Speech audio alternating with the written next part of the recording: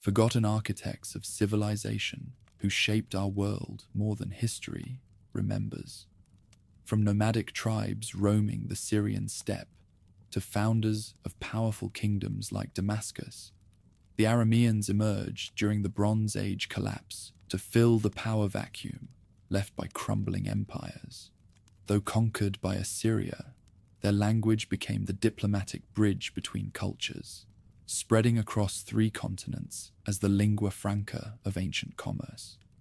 Even as kingdoms fell, Aramaic endured, spoken by Jesus, preserved in Syriac Christianity, and surviving even today in remote mountain villages. Discover how a desert people's resilience transformed defeat into lasting cultural victory. Smoke lingers over broken cities, drifting like a funeral shroud across the Near Eastern sky. Walls once thought eternal lie toppled in heaps of stone, their gates splintered, their temples silent but for the hiss of wind through shattered columns. It is the 12th century before Christ, and the world of the late Bronze Age is collapsing. Great powers that ruled with iron hands, Hittite kings, Egyptian pharaohs, Mycenaean warlords, watch their realms fracture under the weight of famine, war, and migration. Where armies once marched in orderly ranks, bands of raiders now descend like locusts. Merchants who guided caravans across the Fertile Crescent return to find marketplaces abandoned, cities blackened, and roads unsafe. The collapse of kingdoms leaves behind a vast vacuum, and into that void, steppe peoples whose names had never before echoed beyond the steppe.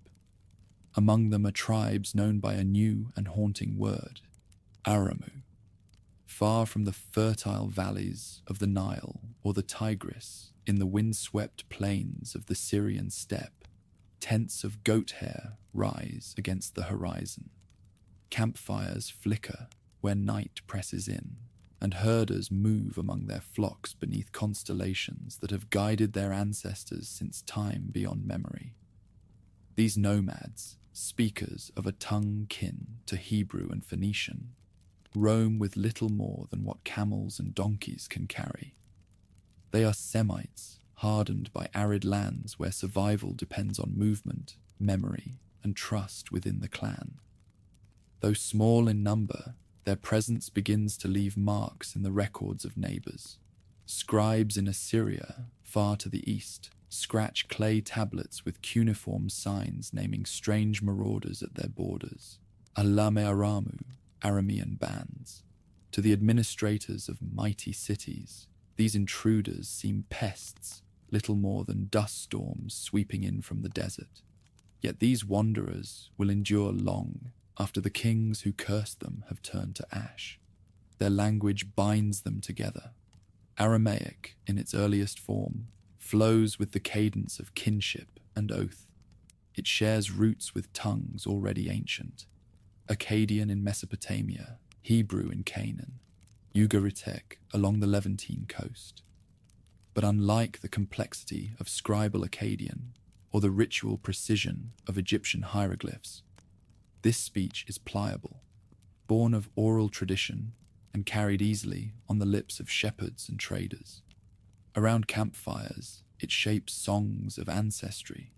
In market stalls, it haggles over goats and barley. In parley with foreign kings, it proves clear enough to cut through misunderstanding. A language carried on the wind becomes a thread that will one day stitch together half the known world. At first, the Arameans appear as shadows moving across contested lands. One band grazes sheep in Upper Mesopotamia, another drifts toward the Orontes Valley, still others slip between Assyrian fortresses along the Kabur. They are not an empire, nor even a people united under a single banner, but tribes, each guided by its chieftain, each answering to the rhythms of pasture and season. The Assyrians call them Bit Zamani, Bit Adini, Bit Bahiani, house of this or that patriarch. To outsiders, these are indistinct clusters of tents.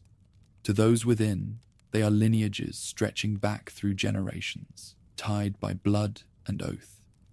This was an age when the settled and the nomadic eyed each other with equal suspicion. Farmers who carved irrigation canals through the Euphrates plain cursed the herds that trampled their fields. Caravan merchants, however, found advantage in these wanderers, who knew desert trails better than any map and could guide goods safely between ruined cities. In times of war, Aramean horsemen were both feared raiders and sought-after mercenaries. The very instability of the age made them indispensable, even as it made them dangerous.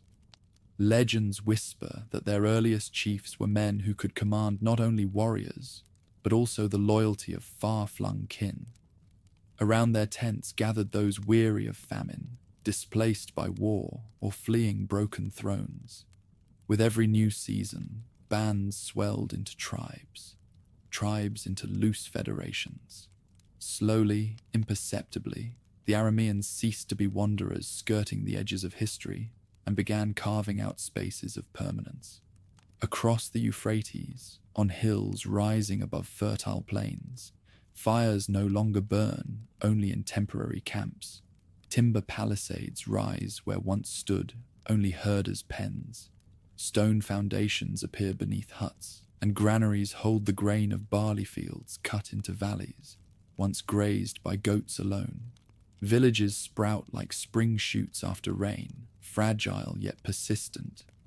To the scribes of Nineveh and Asher, these places are vexing, settlements that cannot be destroyed by a single raid, houses that cannot simply be burned and forgotten. Yet the transformation was not only physical. Rituals once performed beneath open sky find new homes in shrines of stone. Spirits of desert and mountain are invoked now within walls marked by carved altars. The gods they worship, Hadad of the storm, Atargatis the great lady, become protectors of communities as much as of clans. A nomadic faith begins to entwine with the rooted permanence of cities. Still, the memory of wandering lingers in their ways.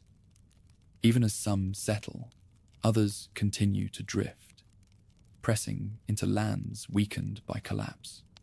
The fall of the Hittite Empire to the northwest leaves behind fractured states, each vulnerable to intrusion.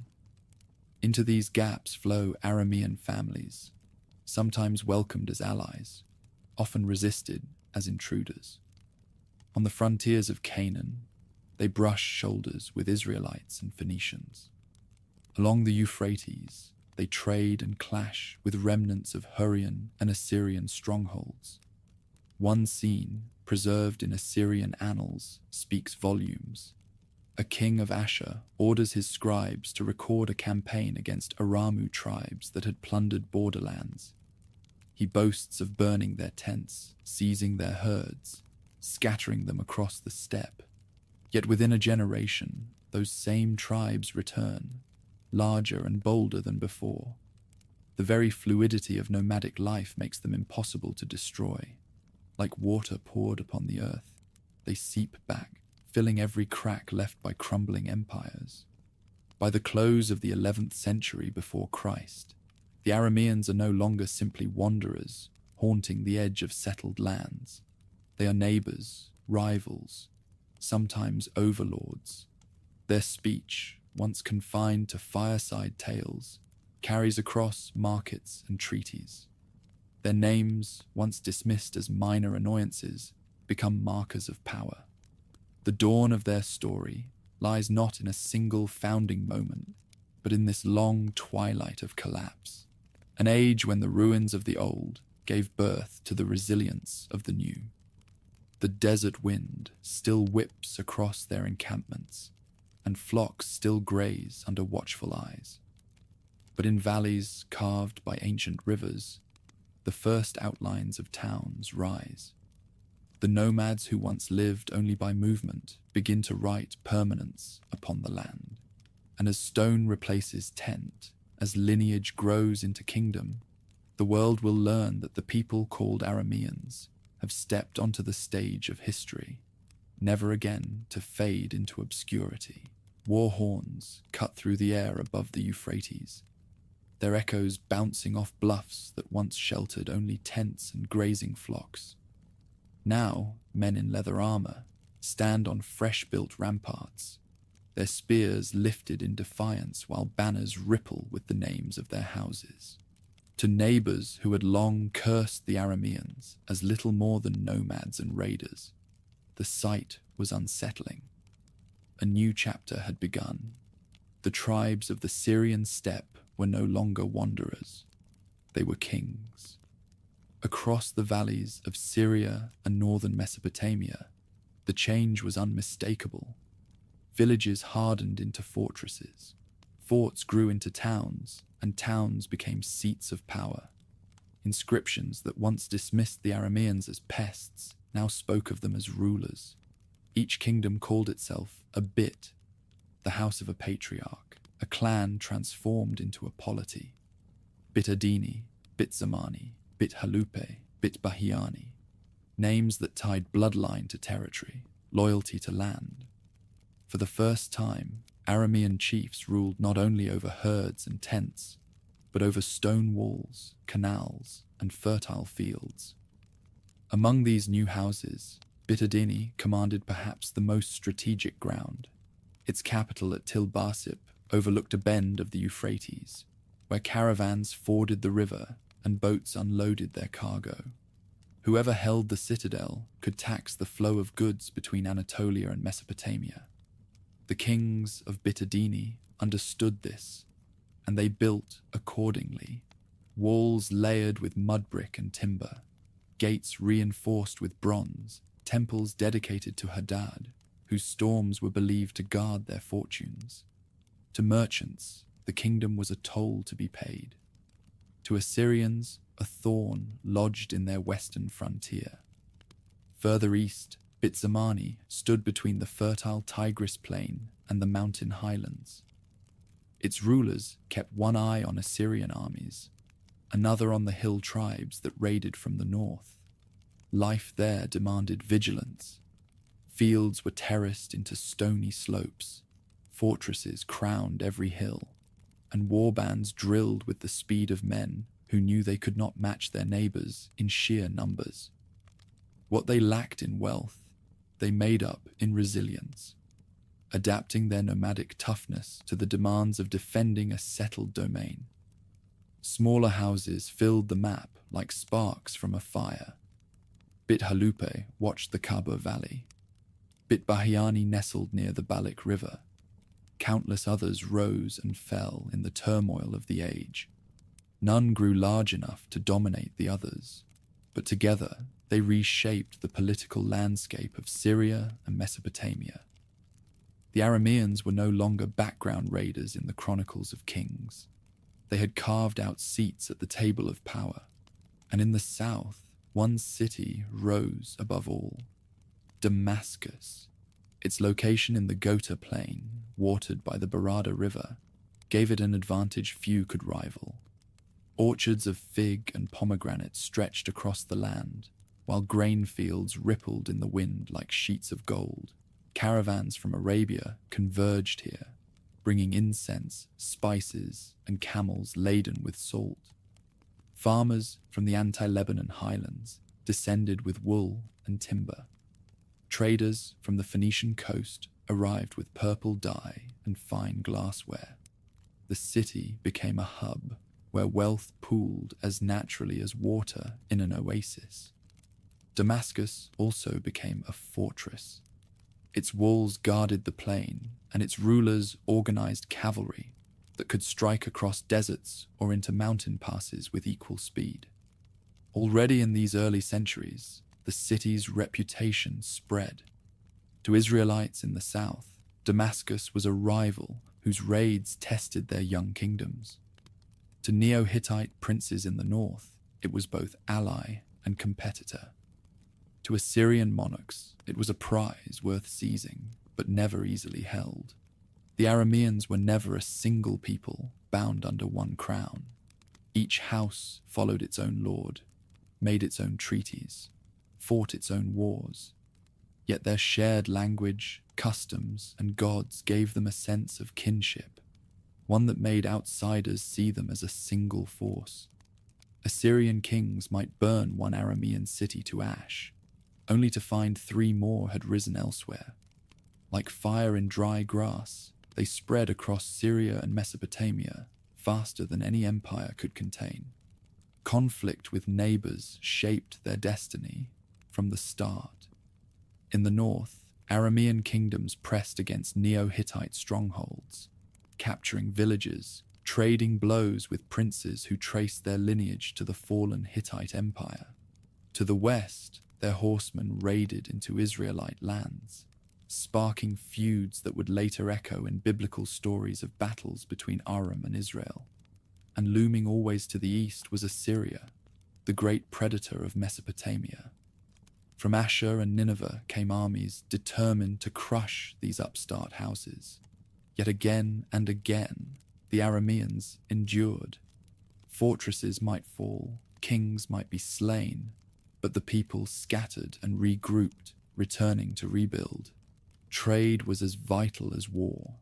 Caravans moved through Aramean lands, laden with copper from Cyprus, cedar from Lebanon, tin from Anatolia, and lapis from beyond the Zagros. Kingdoms taxed the flow of goods, growing rich enough to hire scribes and artisans, to decorate palaces with frescoes, to commission statues of their gods. Markets rang with the clamor of tongues. Phoenician sailors, Israelite traders, Aramean merchants, all haggling in Aramaic, a speech already spreading beyond its homeland for its clarity and ease. This blend of commerce and conflict forged the Arameans' identity. They had been wanderers, scorned as raiders. Now they were rulers, both feared and courted. Their horsemen could terrorize the countryside one season and escort caravans the next. Their kings could plunder a neighbor one year and seal a marriage alliance the following year. Flexibility was their strength, and it allowed their kingdoms to endure, despite constant pressure from larger powers. Syria and Mesopotamia in the 10th century before Christ stood shaped by their influence. The Euphrates Valley bristled with Aramean fortresses. The Kaba Plain echoed with their war drums. Damascus stood as a beacon of wealth and ambition, poised to become the leading power of the Levant. The scattered tribes of the steppe had transformed into kingdoms whose influence would ripple across centuries. The age of raiding tents was gone. The age of Aramean kings had arrived. Bronze trumpets blared from the walls of Damascus as horsemen thundered through the gates, their spears tipped with fresh blood. Dust swirled across the Ghouta plain, carrying the smell of sweat, iron, and victory. In the courtyards, women and children lifted cries of triumph, while priests of Hadad splashed wine upon the altars, thanking the storm god for another conquest. This was no longer a city of mere survival. Damascus had become the beating heart of Aram, and its kings now reached beyond their own plain to command the destiny of the Levant. The rise began under Ben-Hadad I, remembered in later records as a king who transformed a fortified town into the core of a regional power. By the early 9th century before Christ, Damascus had subdued rival clans and extended authority over villages across southern Syria. Its orchards and fields yielded grain and fruit enough to sustain armies, while its markets grew fat on the wealth of caravans moving between Mesopotamia and the Mediterranean. To the smaller houses of Aram, Damascus became overlord. To Israel and Judah to the south, it became a dangerous rival. Conflict was inevitable. The Hebrew scriptures recall clashes between Damascus and Israel, stories of sieges and raids that left deep scars in memory. In these wars, Damascus proved its strength. Well-trained cavalry, chariots rolling across the plains, infantry hardened by constant campaigning. Its kings were not content with defense alone. They pressed southward, seeking influence over Canaanite trade and Israelite strongholds. Border towns changed hands more than once, each victory or defeat marking the balance of power in the region. When Ben-Hadad II inherited the throne, Damascus stood at its height. He ruled not as a tribal chief, but as a monarch commanding a state, and his ambitions stretched further than his father's. Israelite kings learned quickly that this ruler could demand tribute and enforce obedience with the edge of a spear. Chronicles describe tense confrontations, sieges around Samaria, battles for control of highland passes, truces brokered and broken in swift succession. For years, the fortunes of Israel rose and fell with the strength of Damascus. But Damascus did not stand alone. Across the Levant, kingdoms felt the pull of its influence. Smaller Aramean states looked to Ben-Hadad as leader of their cause. Even Phoenician ports, masters of the sea, weighed alliances with Damascus to protect their trade from Assyrian designs. For in the east, beyond the rivers, a far greater power stirred. The Assyrian Empire, long a looming shadow, now pressed westward under kings determined to bring the Levant under their heel. Armies marched from Nineveh and Asher, their ranks bristling with iron, their chariots rolling like thunder.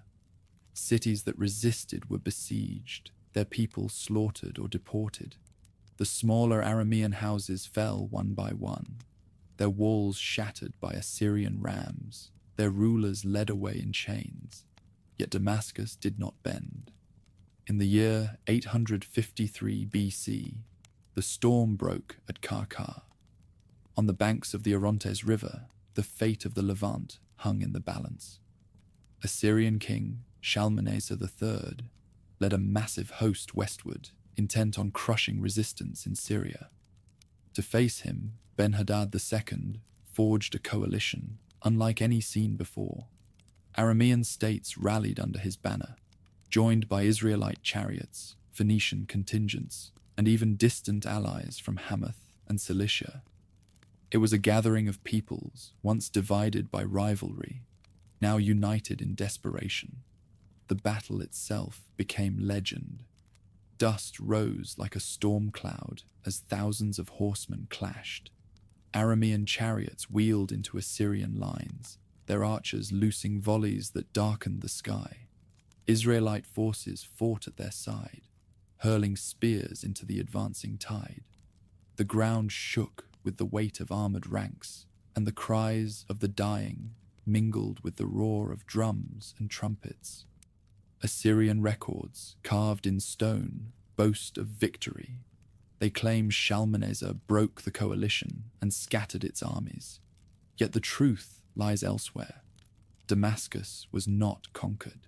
Its walls stood, its king survived, and its power endured for decades afterward. If Karkar was an Assyrian triumph, it was one that left Damascus unbroken and more feared than before. In the years that followed, Damascus remained the spear point of resistance. Smaller Aramean kingdoms fell, but Ben-Hadad's capital endured as the center of defiance. Assyrian armies could burn villages and deport thousands, but they could not easily uproot a city fortified by nature and determined by will. From its walls, the kings of Damascus continued to raid, levy tribute, and assert dominion over southern Syria and Israelite highlands alike. Still, the pressure mounted. The Assyrians returned again and again, each campaign tightening the noose. Towns allied with Damascus were razed, fortresses dismantled, orchards cut down. Trade routes once thriving under Aramean control came increasingly under Assyrian taxation. The Levant remained contested ground, but the weight of empire pressed heavier with each generation. Yet for the Arameans, and especially for Damascus, these centuries mark their zenith. Their kings commanded alliances, Their armies could stand against the mightiest force of the age, and their language began spreading far beyond their homeland. Even as Assyria sought to crush them, the tongue of Damascus would soon become the language of the empire itself. The paradox was clear. Though political independence stood under constant threat, cultural influence grew unstoppable. Damascus rose to prove that the Arameans were more than raiders of the steppe. They were statesmen, generals, and kings who had written their names in blood upon the land of Canaan and Syria. The Battle of Karkar had shown the world that Aram could unite when pressed.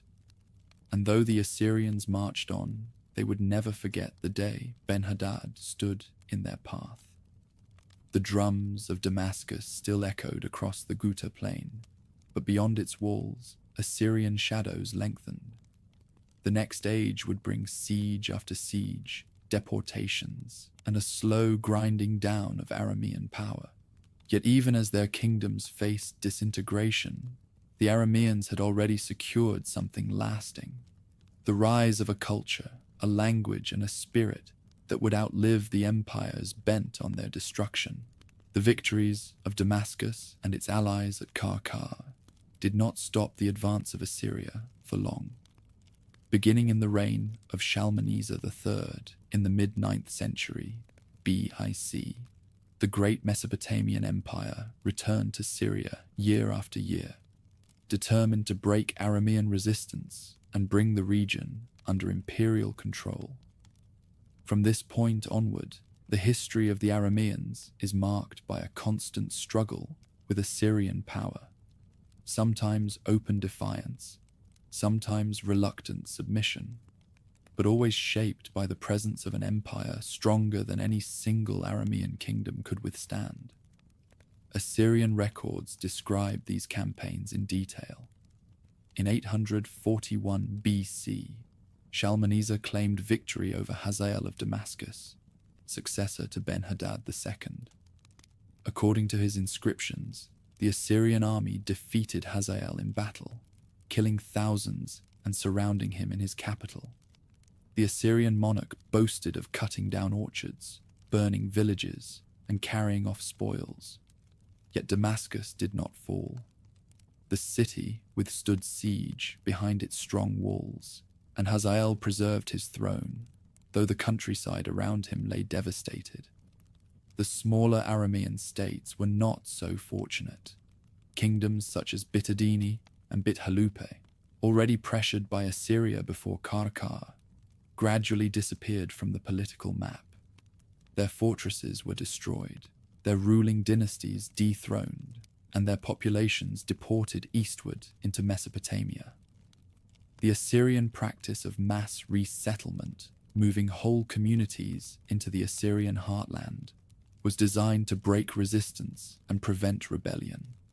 For the Arameans, it meant that their people and language spread far beyond their homeland, even as their political independence eroded. Tribute became another mechanism of control. Assyrian kings demanded silver, gold, timber, horses, and agricultural produce from the Aramean states that submitted. In return, these kingdoms were permitted to retain local rulers, but under constant threat of renewed invasion. Annual tribute lists carved into stone stelae make clear which states yielded and which resisted. Damascus appears often in these records, sometimes as an enemy, sometimes as a tributary, depending on the balance of power in any given year. Such pressure intensified in the 8th century BC. Assyrian kings such as Adad-nirari III, Tiglath-Pileser III, and Shalmaneser V launched repeated campaigns into Syria. Each advance further reduced Aramean autonomy. Damascus remained the strongest of the Aramean powers, but even it could not hold indefinitely. By the time of Tiglath-Pileser, Damascus was annexed outright, its population deported, and its role as an independent kingdom brought to an end. The Assyrians imposed direct rule, stationing governors and garrisons in former Aramean cities. Smaller houses like Bitbahiani or Bitzamani disappeared entirely from the record, absorbed into Assyrian provinces.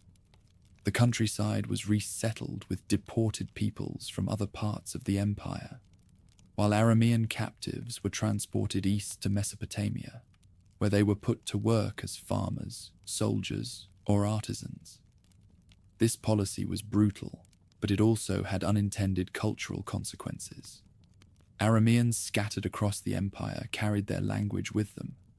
Aramaic, once spoken by tribes of the Syrian steppe, now became a common tongue of trade and daily life from the Levant to the Tigris. Assyrian officials still used Akkadian for inscriptions and formal state business, but in practical terms, Aramaic was easier to learn, simpler to write, and more widely understood.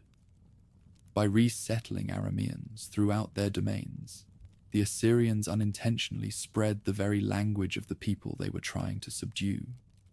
Siege warfare defined much of this period. Assyrian reliefs carved in alabaster show the methods clearly. Soldiers advancing under large shields, sappers undermining walls, towers pushed against gates, and rams battering defenses.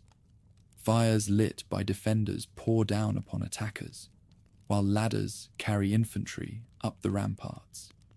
These depictions often portray Aramean cities, their towers bristling with defenders, their walls eventually crumbling under relentless assault.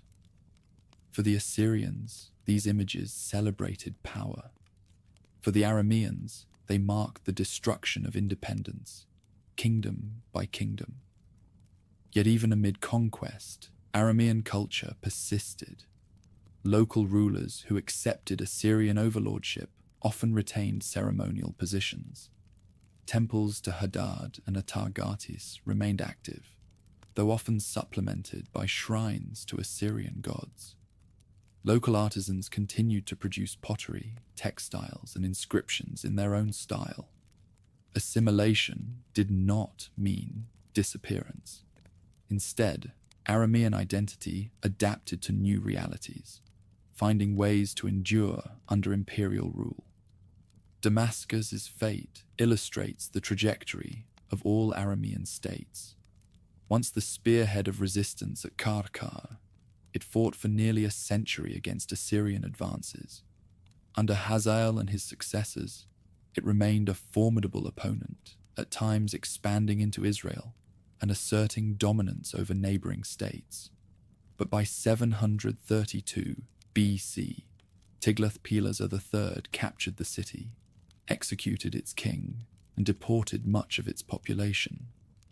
What had been the most powerful Aramean kingdom was reduced to an Assyrian province.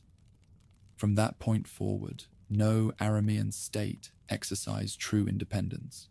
The legacy of their kingdoms survived only in memory and inscription, yet the people themselves lived on, spread throughout the empire, their language increasingly dominant in daily use. This paradox, political defeat but cultural expansion, defines the Aramean experience in the age of Assyria. The collapse of the smaller houses, the fall of Damascus, and the dispersal of populations all marked the end of Aramean sovereignty. But they also set the stage for the next transformation. Aramaic would become the lingua franca of the Near East, the script of empire and the bridge of cultures. What began as tribal speech in the Syrian steppe now carried contracts, correspondence, and decrees across thousands of miles. Thus, the period under Assyrian shadow is remembered less for the survival of independent kingdoms and more for the survival of identity. Political power was stripped away, but cultural influence only grew stronger. It was a contradiction that even the Assyrian monarchs, with all their armies and deportations, could not resolve. When Assyrian kings marched west to shatter the Aramean states, they sought to erase rivals, not to preserve them.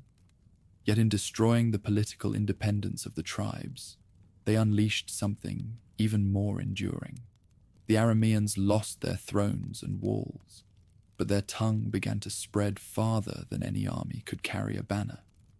Within a few generations, Aramaic became the common medium of speech and writing across the Near East, adopted first out of necessity and then out of habit, until even the conquerors could not do without it.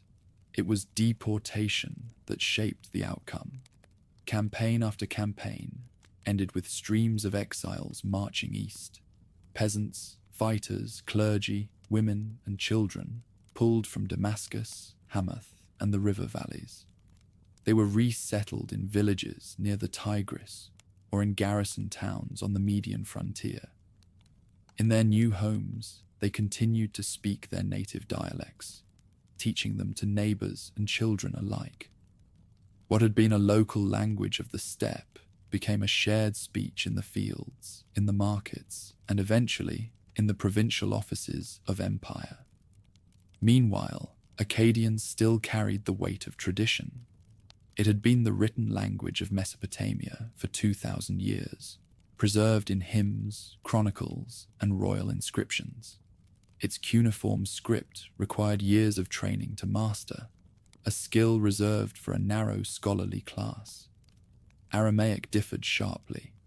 Its alphabet, adapted from Phoenician, could be learned in months. Its structure was clear and flexible.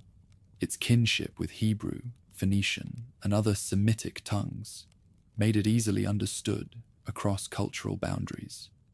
In an empire knit together by roads and armies, efficiency counted more than heritage.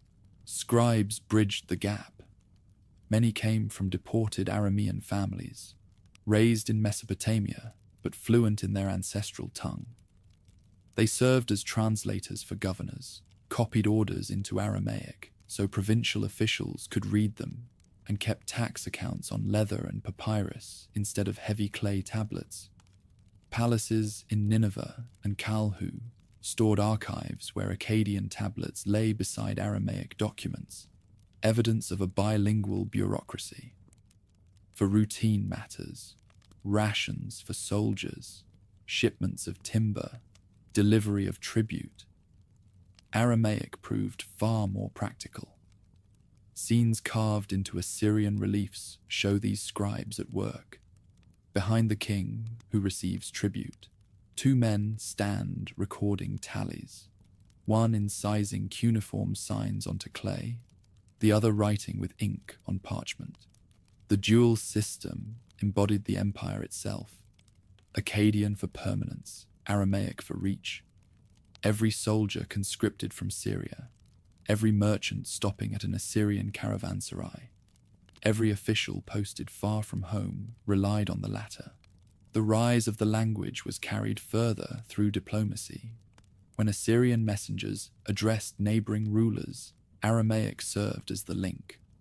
A scene remembered in the Hebrew Bible illustrates this moment. As the Assyrian army besieged Jerusalem, Judean officials pleaded with the envoys, "Speak to your servants in Aramaic, for we understand it. Do not speak to us in Hebrew within earshot of the people on the wall." That exchange, preserved in scripture, shows how widely Aramaic was understood among elites by the 8th century BC. It had become the medium through which kings and generals negotiated, even when neither side was Aramean by birth. Its reach stretched with the merchants. Caravans crossing the passes from Anatolia into Mesopotamia wrote their accounts in Aramaic. Traders on the Phoenician coast scrawled graffiti in the script as they traveled. From the Nile Delta to the Taurus Mountains, short messages survive scratched on pottery and stone, proving that ordinary merchants carried the alphabet wherever they went. Soldiers stationed far from home left their names in Aramaic characters on walls, a mark of identity and continuity in foreign lands.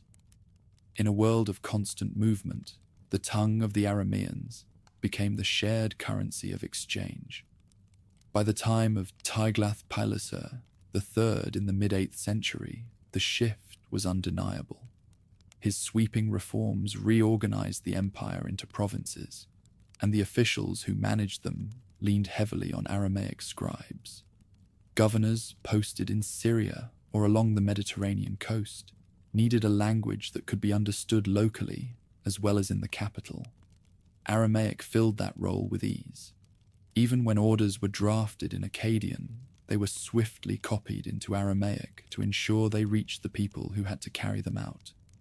Later, rulers continued the practice.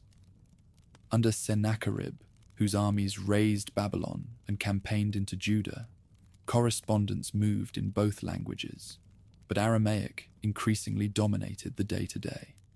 His son, Esarhaddon, famous for conquering Egypt, carried Aramaic scribes with him on campaign. When Assyrian authority extended to Thebes, the language of Syrian tribes was heard along the Nile, carried by administrators who tallied supplies and transmitted orders. In this way, a people stripped of their independence gained influence of another kind. The Arameans no longer ruled Damascus or Hamath, but their words governed the empire that conquered them. The irony would not have been lost on contemporaries. Every tribute list, every contract, every order, shouted by a soldier in Aramaic, testified to the persistence of a culture that seemed to have been politically erased. Even monuments reflect this duality. Akkadian inscriptions proclaimed the eternal power of Assyrian kings, yet on the reverse side of some stele, short notes in Aramaic marked the year or summarized the event. Clay bore the script of tradition. Parchment and papyrus bore the script of practice. The latter rarely survives, yet enough fragments remain to show how thoroughly it had spread. By the 7th century BC, no official could hope to function across the empire without some command of Aramaic. Governors used it to correspond with each other, generals used it to issue orders, and tax collectors used it to record deliveries. In provincial towns, villagers who had never seen Nineveh or Asher still learned Aramaic phrases to bargain with soldiers or to understand the demands of imperial overseers. A language born on the margins had become the connective tissue of an empire. Its reach extended beyond administration and trade. Religious texts, prayers, and incantations began to appear in Aramaic alongside Akkadian. Stories and wisdom traditions passed orally among Aramean communities found written form in the new alphabetic script. What began as a tool of governance became a vehicle of cultural expression, preserving identity for a people scattered across provinces. With the fall of Assyria in 612 BC, Aramaic's dominance was already unshakable. Akkadian continued in temples and royal inscriptions, but it was increasingly a language of the past. Aramaic carried the empire's present and would carry the future. The story of this period is not of kings or battles, but of words. A speech once confined to steppe tribes traveled with deportees, merchants, and soldiers, until it became the everyday voice of millions. Empires had crushed the Arameans' independence, yet every edict written in their language revealed the limits of conquest. What Assyria sought to erase, it ended up preserving on a scale the Arameans themselves could never have imagined.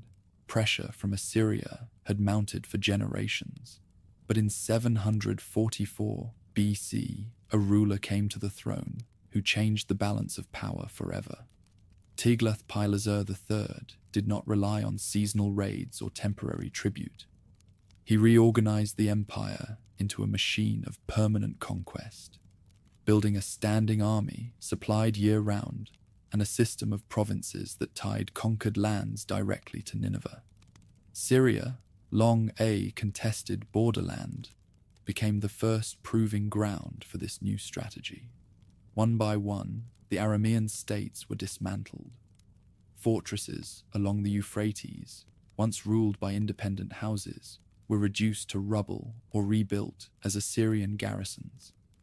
Kings who had once bargained for tribute were replaced by governors appointed from the capital. roads were secured by chains of forts, and markets were forced to pay standardized tolls that filled imperial treasuries. The decisive moment came in 732 BC, when Damascus itself finally fell. For a century, the city had led resistance against Assyria, standing at Karkar and battling Israel and Judah with equal force. Tiglath-Pileser marched west with overwhelming numbers, besieged the city, and captured it after bitter fighting. Its last king was executed, elite families were deported eastward, and its fertile plain was divided into districts directly managed by the empire. What had been the strongest Aramean state became an Assyrian province overnight. After conquest came deportation. Syrian populations were wrenched from their homes and driven to the Assyrian core or to distant borderlands. Families from Damascus, Hamath, and Arpad were transported to the plains of Mesopotamia, where they farmed new fields under imperial oversight.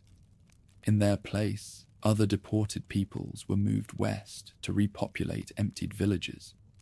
By breaking old networks and mixing populations, Assyria weakened resistance. But the policy also ensured that Aramaic spread even further, carried by migrants who taught it to their new neighbors. The empire's armies absorbed vast numbers of Arameans. Horsemen from the Syrian lowlands were prized for swift discipline, while archers and slingers of the hills fought as nimble infantry.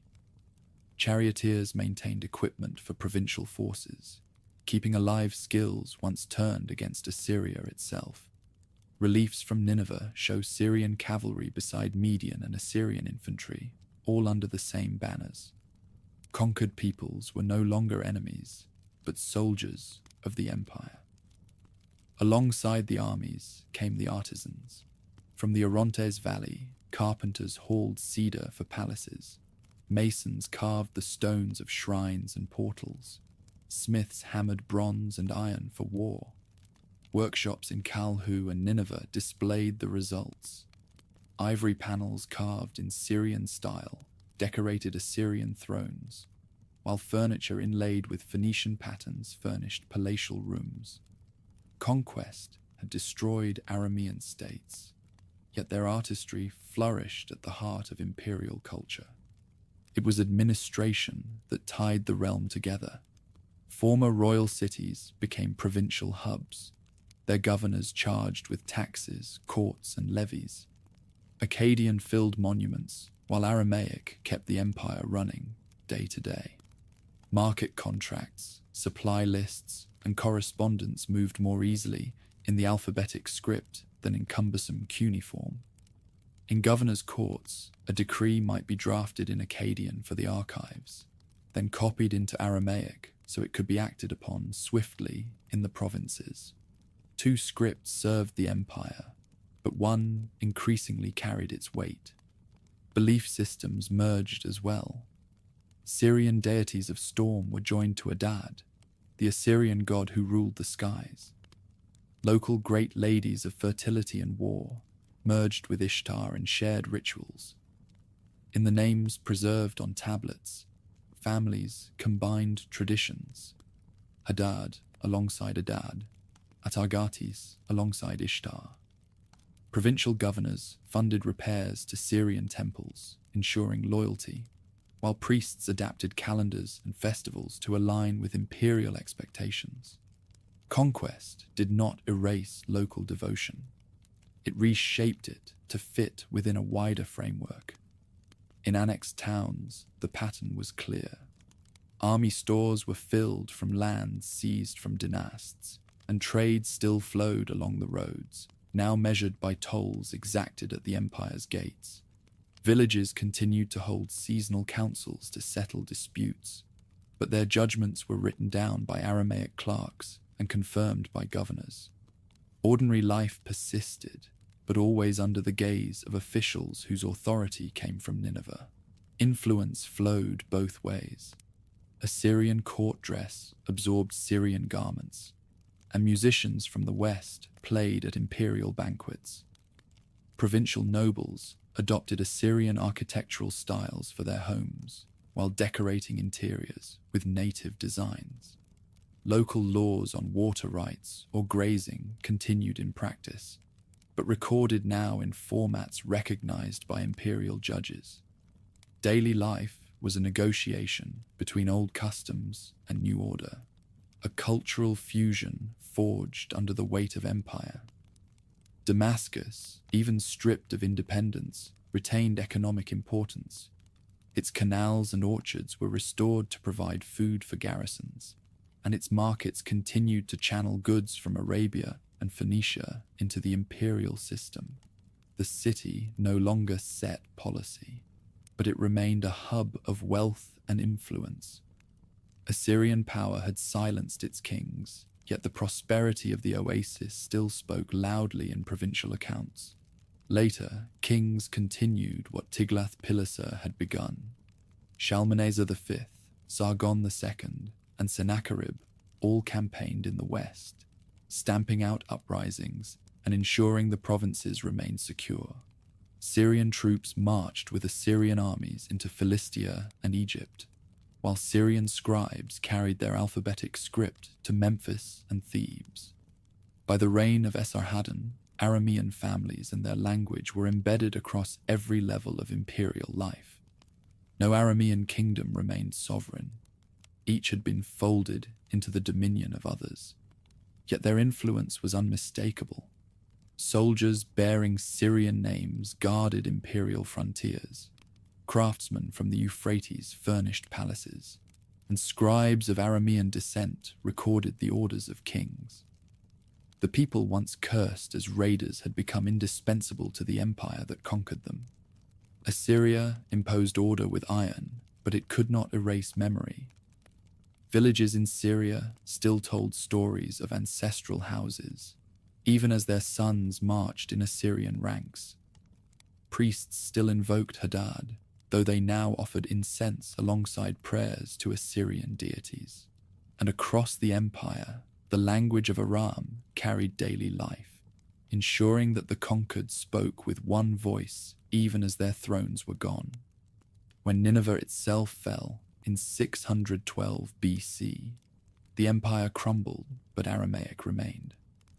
The culture that had been folded into Assyrian strength endured beyond Assyria's collapse, ready to shape the next power that would rise from its ruins. When Nineveh's walls crumbled in 612 BC and the Assyrian throne fell, Western captives, scribes, and soldiers who had long served under Assyria awoke to a new master. The Babylonian dynasty of Nabopolassar and his son Nebuchadnezzar seized the inheritance of empire. They kept the provinces, the networks of roads and garrisons, and above all, the habits of administration that Assyria had built. In this new order, Arameans did not return to independence. They remained scattered, interwoven with other peoples. But their words, their skills, and their presence continued to shape the life of Mesopotamia. Babylon became the magnet for this mixed world. Nebuchadnezzar II, who ruled from 605 BC, filled his capital with projects on a scale to rival any city before it. Walls rose that encircled the metropolis. A processional way paved in stone led to the Ishtar Gate, and temples gleamed with new brick and cedar beams. Labor came from every corner of the realm. Carpenters from Syrian valleys cut timbers, masons shaped stone, and deported families carried bricks to the kilns.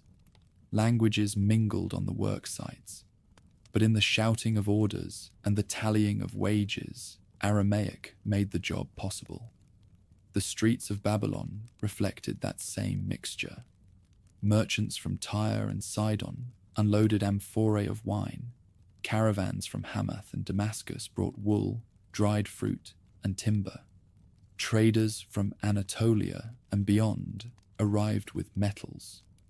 Markets had to find a common tongue, and the speech of the Arameans provided it. Akkadian was still carved into monuments and tablets. But at the stalls of the bazaar, deals were struck in Aramaic. In the chancery offices, scribes trained in both traditions worked side by side. Akkadian cuneiform remained the language of long contracts, temple inventories, and formal decrees, but day-to-day instructions ran on parchment or wooden boards covered in alphabetic script. Governors in distant provinces used it to keep in touch with the capital. Soldiers used it for musters and ration lists, and merchants trusted it for receipts. What had begun under Assyrian rule now became routine. Babylonian officials could not govern without Aramaic scribes. The collapse of Judah added another layer. Deportations in 597 BC and again in 586 BC carried waves of Judeans into Mesopotamia.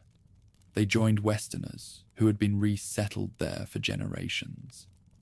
Arameans from Damascus and Hamath, Phoenicians from the coast, and Israelites from earlier conflicts. In villages along canals and in new quarters of the capital, they spoke to one another in a language they all recognized.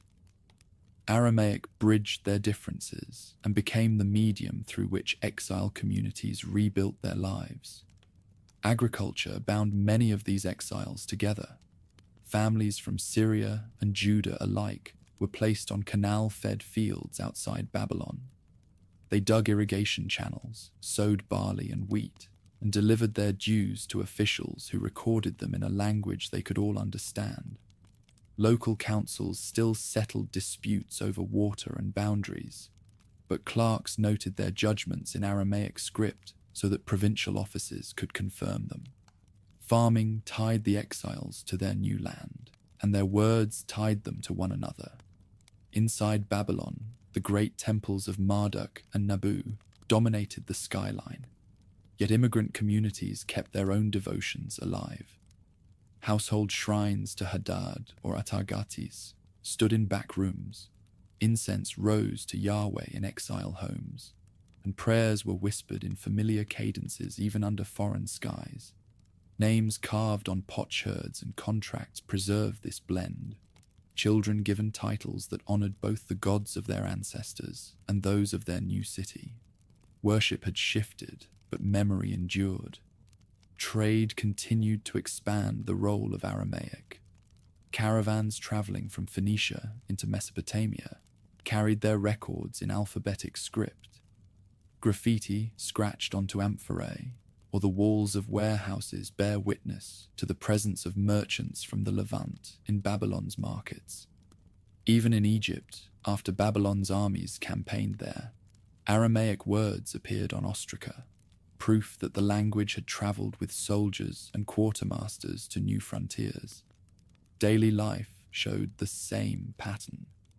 Boatmen on the Euphrates shouted instructions in Aramaic as they guided rafts of timber downstream. Quartermasters checked cargoes and barked tallies to scribes who recorded them with quick strokes of the alphabet. Soldiers drawn from Syrian families drilled beside Babylonians, understanding one another through the common tongue. In every corner of the empire, the speech of the Arameans was no longer the mark of a people. It had become the fabric of empire. Nebuchadnezzar's projects demanded organization on a massive scale, and Westerners filled every niche. Foremen from deported communities supervised gangs on construction sites. Craftsmen from Arpad and Damascus worked ivory and metal for the palaces. And musicians from Phoenicia played in court ceremonies. None of them ruled, but all of them shaped the empire's daily rhythm. When Nabonidus rose to the throne in 556 BC, he extended these habits even into Arabia. His years at Taima, an oasis on the caravan routes, were supplied by scribes and officials who carried with them the practices already normal in Babylon. Aramaic inscriptions from that desert region prove how far the script had traveled. From the streets of Damascus to the wells of Arabia, the words of the Arameans connected far-flung posts of empire. Communities of exiles also reshaped themselves through language. Among the Judeans, prayers and traditions took on new form in Aramaic, setting the stage for scripture and commentary in the centuries to come. Among older Aramaean families, long settled in Mesopotamia, the tongue preserved kinship across distance. A farmer near Nippur and a craftsman in Babylon might never have met, but their children grew up speaking the same words. The old tongue of Akkadian survived in ritual and learning, but Aramaic carried the weight of daily speech. It was the language of soldiers on campaign, merchants on the move, and villagers paying rent. It carried the commands of kings and the prayers of exiles. The Neo-Babylonian Empire had risen on the ruins of Assyria, but in one respect, it merely continued what had already begun: the spread of Aramaic across the Near East. As Cyrus of Persia entered Babylon, he took possession of an empire already knit together by this tongue. His officials would soon standardize it further, but the foundations had been laid during the Babylonian century. Arameans no longer ruled their own kingdoms, yet their language ruled the world they lived in. By the time Persia replaced Babylon at the center of power, the officials of the new empire quickly realized they had inherited more than territory. They had taken on a working system of roads, provinces, and scribes that already ran on Aramaic. Rather than impose their own tongue, Persian rulers expanded this habit, standardizing the alphabet and training clerks so that a decree from Susa could be read just as easily in Sardis or Bactria. From the beginning, the Achaemenid monarchy ruled through the words of a people who no longer held kingdoms of their own. In the first years of Persian rule, deported peoples scattered through Mesopotamia began to move again. Some Judeans returned to their homeland with imperial blessing, while many remained in Babylon and Nippur, where their fields and shops tied them to neighbors. Phoenicians and Arameans, who had been resettled under earlier kings, now lived beside newcomers from Lydia, Elam, and Media. The empire's strength lay in its diversity, but diversity needed a common tongue, and Aramaic provided it. Across the new satrapies established by Darius I, royal decrees reached local governors who translated them into the alphabetic script. Stone monuments in Old Persian proclaimed victories in 3 languages, yet the orders that sent tax collectors into villages were copied in Aramaic. The alphabet had been standardized for clarity, letters more regular, spelling more consistent, so that a document written in Susa could be read without hesitation in Sardis or Bactria. Imperial Aramaic became the nervous system of the empire. In provincial towns, scribes unrolled parchment and wrote lists of barley deliveries or tallies of draft animals. Governors carried these papers to their courts, where officials read them aloud to audiences drawn from many peoples. For villagers, the sound was familiar. They had grown up speaking dialects close to this imperial tongue, and even if their accent differed, they understood. Communication worked where it mattered most, on the ground, between those who gave orders and those who carried them out. The roads of the empire amplified this habit. Royal couriers galloped from Sardis to Susa, stopping at way stations where fresh horses waited. Messages written in Aramaic passed through dozens of hands but retained their clarity. A satrap in Anatolia could receive instructions from the king in weeks rather than months, and he could pass them on to local officers without confusion. The empire's famed speed of communication owed much to this choice of language. Caravans moved along the same routes, their cargoes registered by clerks trained in the imperial script. Amphorae of wine from the Aegean coast, blocks of cedar from Lebanon, and sacks of frankincense from Arabia all carried tags marked in Aramaic. In marketplaces as far apart as Sardis and Persepolis, merchants found themselves able to bargain in a tongue they shared. Greek traders, at first outsiders, learned enough to work with Persian officials, while sailors along the Red Sea scratched quick notes in Aramaic on storage jars. In garrisons, the language spread even more quickly. Soldiers recruited from Egypt, Anatolia, and Central Asia trained side by side, each bringing their own native words. To serve under one command, they needed a common medium. Muster rolls, ration lists, and commands on campaign were written in Aramaic. Reliefs from Persepolis show contingents from across the empire presenting tribute. Behind that ceremony, scribes bent over boards and copied records in the alphabetic hand, ensuring that contributions from distant satrapies were counted. Religious communities also relied on the script. In Babylon, temples to Marduk and Nabu remained central to ritual life, but immigrant groups recorded their prayers in their own way. At Elephantine in Egypt, papyri from a garrison of Judeans preserve hymns, blessings, and contracts sworn in the name of the God of Heaven. The same hand that wrote down pay, slips for soldiers also carried petitions for rebuilding their temple. Faiths stayed distinct, but their paperwork shared a language. Court life in Persia mirrored this duality. Old Persian remained the language of royal proclamations carved into cliffs and palaces, while Aramaic kept the empire running. At Persepolis, monumental inscriptions celebrated the king's achievements, but the day-to-day archives, rations of wine for work crews, allocations of grain for laborers, shipments of stone, were written in Aramaic. These records reveal a workforce drawn from every corner of the empire. Men and women from Elam, Media, Anatolia, and Syria, all supplied according to the same lists, all counted in the same script. Aramaic did not erase local languages, but it overshadowed them in official life. Akkadian still lingered in Babylonian temples. Egyptian was spoken in the Nile Valley. Greek thrived in Anatolia, and Old Persian marked royal identity.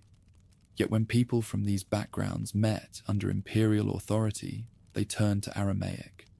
It became the medium of markets, garrisons, provincial courts, and caravanserais. For the descendants of the Arameans themselves, this dominance carried irony. Their dynasties had been erased, their thrones broken, their names replaced by Persian satraps. Yet their words bound the empire together. An Aramean farmer in Syria might never see Persepolis, but scribes in Persepolis used his language to record the empire's accounts. Identity blurred into the larger fabric of empire, while the tongue of their ancestors endured.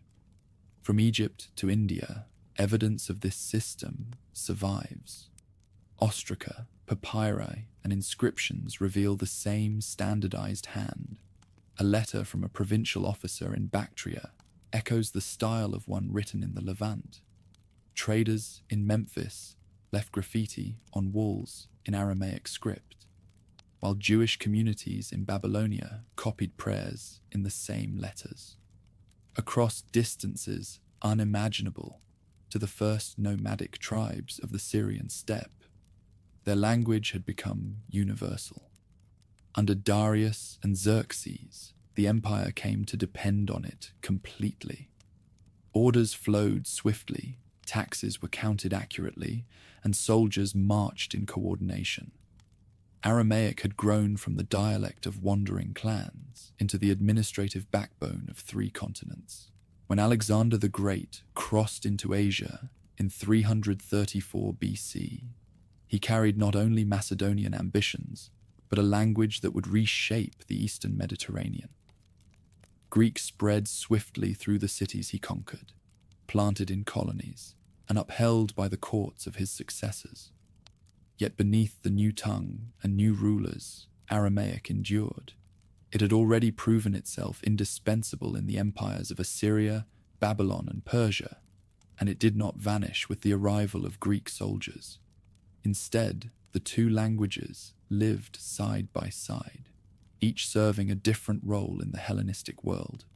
The conquest itself moved quickly.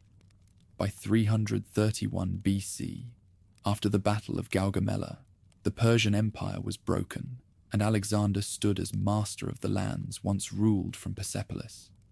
Babylon welcomed him, its streets filled with soldiers from Greece and Asia alike. In his entourage marched administrators, who brought with them Greek as the language of the court, but they could not ignore the script already woven into the life of the empire. Aramaic remained the medium through which local officials, traders, and farmers managed their affairs. After Alexander's death in 323 BC, his generals divided the territories, and Syria fell under the rule of the Seleucids. From Antioch, their newly founded capital on the Orontes, they sought to stamp Greek culture onto the region.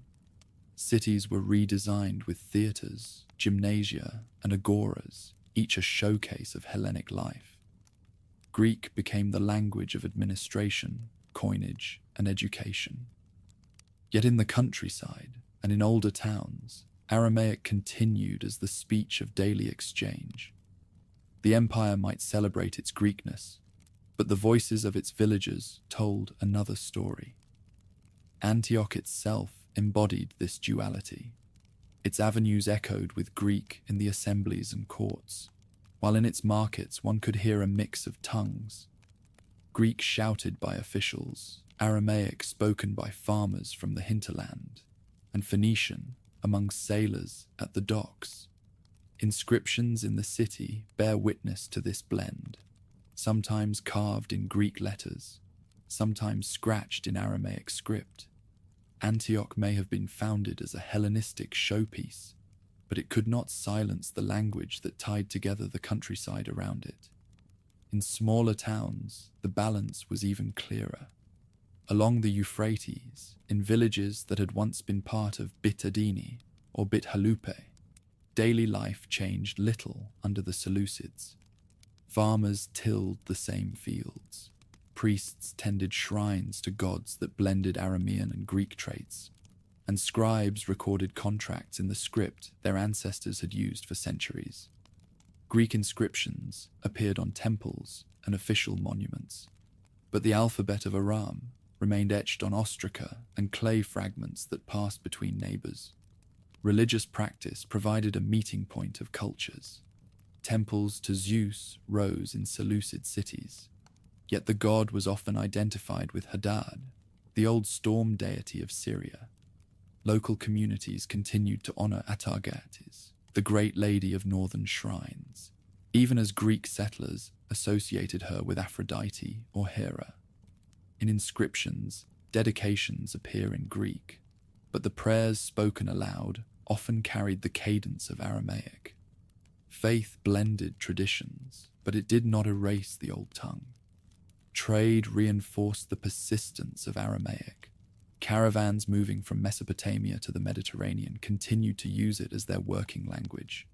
Greek merchants learned enough to manage deals in inland markets, while local traders sometimes picked up Greek to handle transactions in coastal ports. Along the caravan routes, bilingualism became common, a practical response to the overlapping worlds of city and countryside.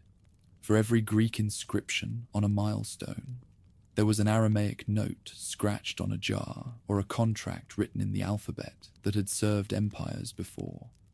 Military service also spread this coexistence. Seleucid armies recruited locally, drawing on Syrian horsemen and archers to supplement Greek phalanxes. Orders at the top were given in Greek, but in the ranks, Aramaic echoed among soldiers who came from villages across Syria and Mesopotamia. On campaign, officers relied on interpreters who bridged the two tongues. War did not suppress the language of the Arameans. It carried it into new contexts. Education created sharper divisions. In cities like Antioch, gymnasia taught Greek literature and philosophy, cultivating an elite loyal to Hellenistic ideals. Boys of wealthy families read Homer and trained in rhetoric. Meanwhile, in villages, oral traditions preserved Aramaic songs, proverbs, and stories. The divide between city and countryside grew, yet contact between them was constant. Farmers brought produce into urban markets, and city officials traveled to rural estates, ensuring that both languages encountered one another every day. Some communities chose to bridge the gap deliberately. Inscriptions from towns along the Orontes and Euphrates appear in both Greek and Aramaic, sometimes even within the same dedication. Names tell a similar story. Children baptized in temples bore Greek and Aramaic elements together, evidence of families navigating two cultural spheres at once. These choices were practical as much as symbolic, ensuring that a child's name resonated in the village and carried weight in the city. Palmyra offers a glimpse of how this fusion took shape on the desert's edge. Though its greatest rise came later, in the Roman period, its roots lay in the Hellenistic age. Caravan traders there used Aramaic in their contracts, while Greek appeared on official inscriptions. The coexistence of the two tongues gave Palmyra the tools to grow into a cosmopolitan hub, foreshadowing the role it would play centuries later. In Judea, too, the mixture was evident. After Alexander's conquests, Greek influence spread through cities of the Levant, but the countryside continued to speak Aramaic. Even the Maccabean revolt in the 2nd century BC unfolded in a bilingual world.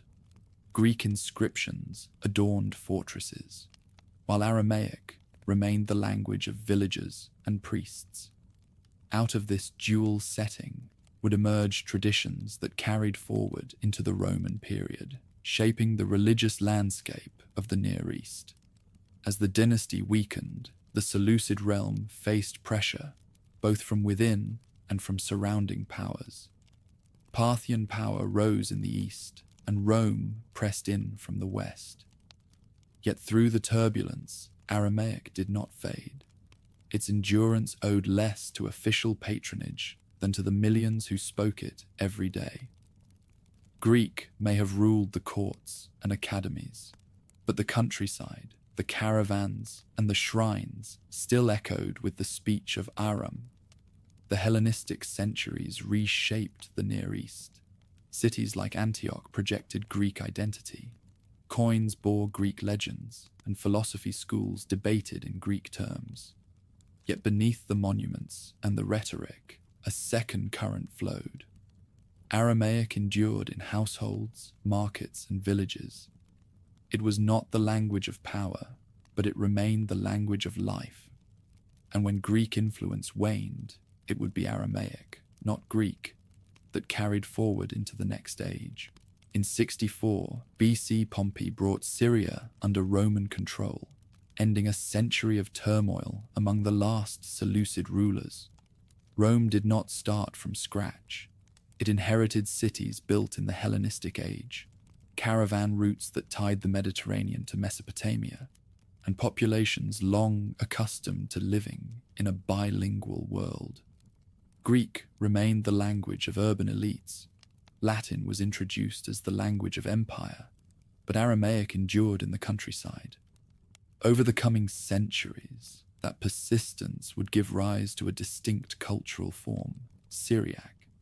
Antioch stood at the center of the new province. Founded by Seleucus more than 2 centuries earlier, the city already boasted colonnaded streets, markets, and a theatre that reflected its Greek character. Under Roman administration, Antioch grew into one of the great cities of the empire, rivaled only by Alexandria in the east. Governors resided there, senatorial envoys came and went, and emperors themselves visited. Latin appeared in official decrees, but in daily life, Greek dominated. Theatres echoed with comedies and tragedies in Greek. while schools taught Homer and rhetoric to the sons of local notables. Yet Antioch was never only a Greek city. Farmers from the Orontes Valley arrived in its markets with produce, speaking Aramaic. Traders from inland towns brought wool, hides, and fruit, haggling in the same tongue. In the city's back streets, inscriptions scratched on walls preserve Aramaic words alongside Greek graffiti. Antioch's grandeur rested on a hinterland that was overwhelmingly Aramaic-speaking. While governors and philosophers spoke Greek in the public square, the language of the countryside filled the markets and workshops. Palmyra revealed another side of Roman Syria. Lying on the desert's edge, it linked the Mediterranean to Mesopotamia. Caravans loaded with silk from China, spices from Arabia, and gems from India stopped there before moving west. Greek appeared on public monuments, but contracts drawn up by merchant families often used Aramaic. Tomb inscriptions in Palmyra display both languages, sometimes on the same stone. Greek to honor the city's cosmopolitan status, Aramaic to anchor identity in older traditions. Rome granted Palmyra a degree of autonomy precisely because of its role in trade. In that autonomy, Aramaic culture thrived in tandem with Roman political power. Other towns along the Euphrates, such as Dura Europos, tell a similar story. Excavations have uncovered temples where inscriptions appear in Greek, Latin, Aramaic, and even Persian. Soldiers stationed there left graffiti in the languages they knew, while local contracts continued to rely on Aramaic. Dura was a frontier post, a meeting place of empires, and in its multilingual remains, we see how Aramaic lived on, even in the shadow of Rome's legions. Worship stood as testimony to their endurance.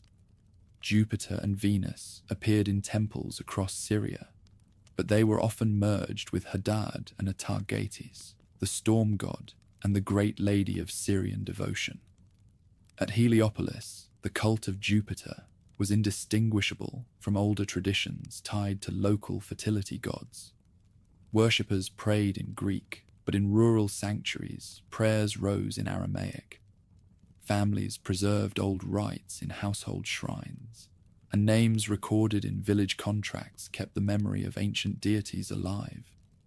Rome absorbed local gods rather than erasing them, and through this syncretism, Aramaic-speaking communities preserved their spiritual heritage. In the Roman army, language served practical needs. Latin was the command language of legions, and Greek was widely used in the East, but Aramaic interpreters were indispensable. Auxiliaries recruited from Syrian villages carried their mother tongue with them. Muster rolls, supply tallies, and camp orders often relied on scribes who could shift between Latin and Aramaic.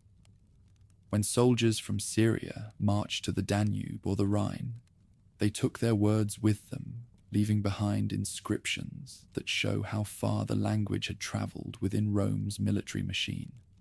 The pattern held in trade. Wine, oil, grain, and textiles passed down the caravan lines, with Aramaic as the common speech. A caravan leaving Mesopotamia might carry its documentation in Aramaic until it reached Antioch, where Greek scribes translated it for officials. In port cities along the coast, Greek dominated contracts, but in inland markets, Aramaic still set the terms of exchange. Rome imposed order through roads, milestones, and tolls, but the conversations at checkpoints were often carried out in the words of Aram. Knowledge itself widened the gap. In Antioch and other Roman cities, the upper classes raised their children on Greek writings and philosophy. Rhetoric schools trained future orators in the classics of Athens. Meanwhile, in rural villages, oral traditions carried on in Aramaic. Proverbs, folk tales, and songs passed from elders to children. This difference created cultural distance between city elites and countryside populations. Yet interaction between them never ceased.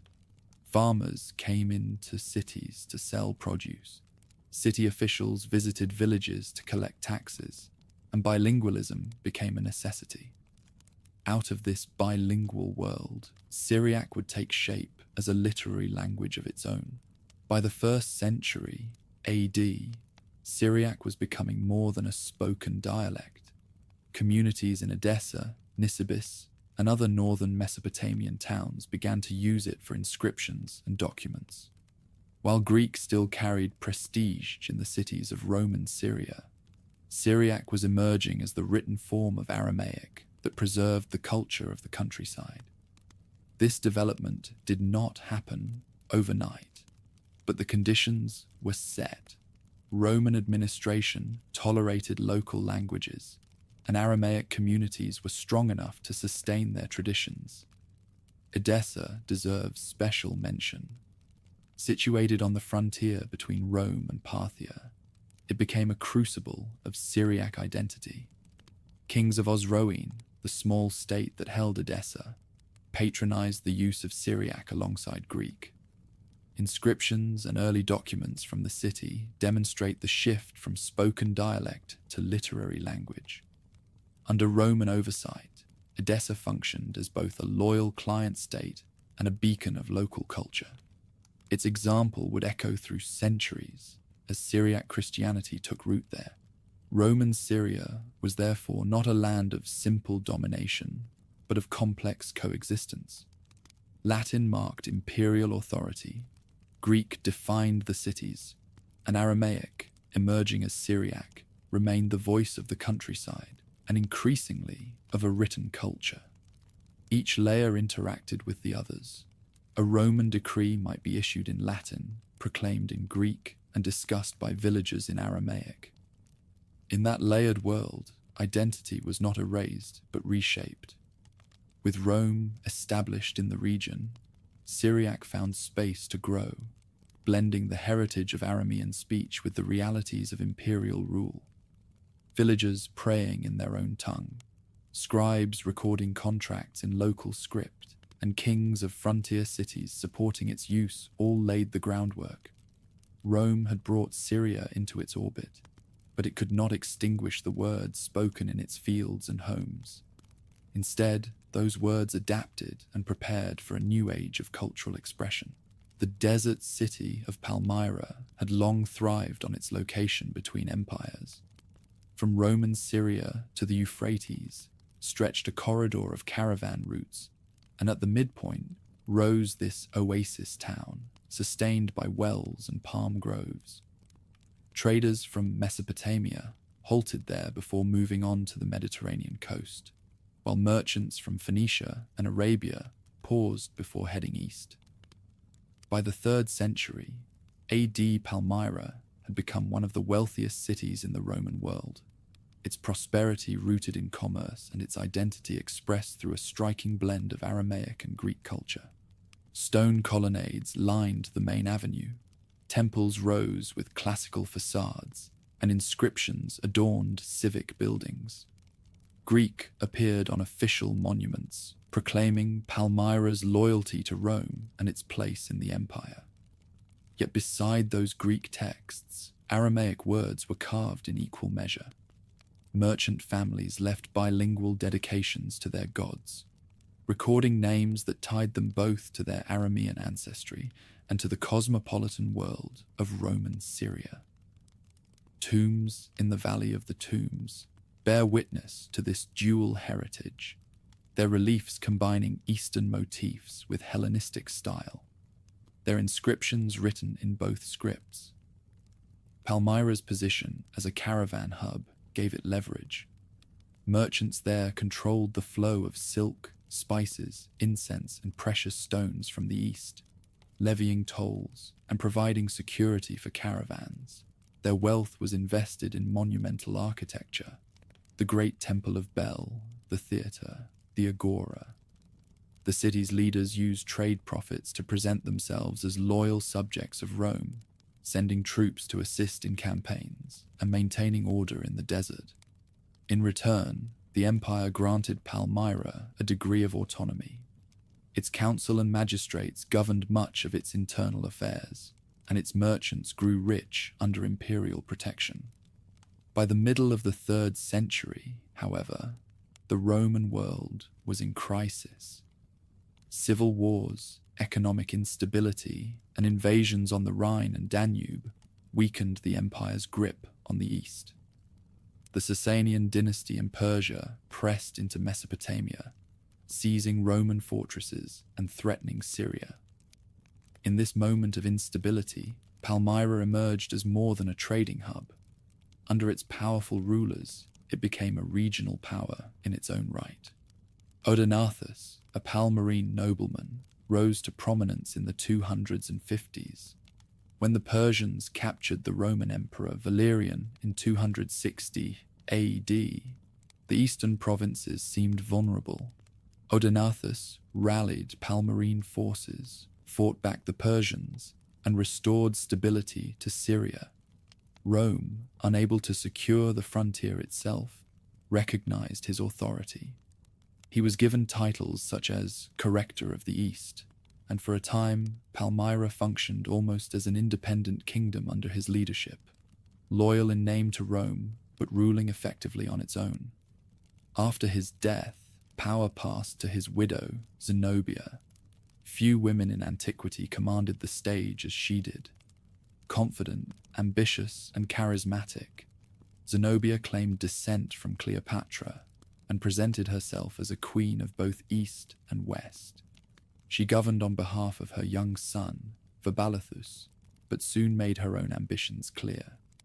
Where Odenathus had balanced between loyalty to Rome and assertion of local power, Zenobia pushed further.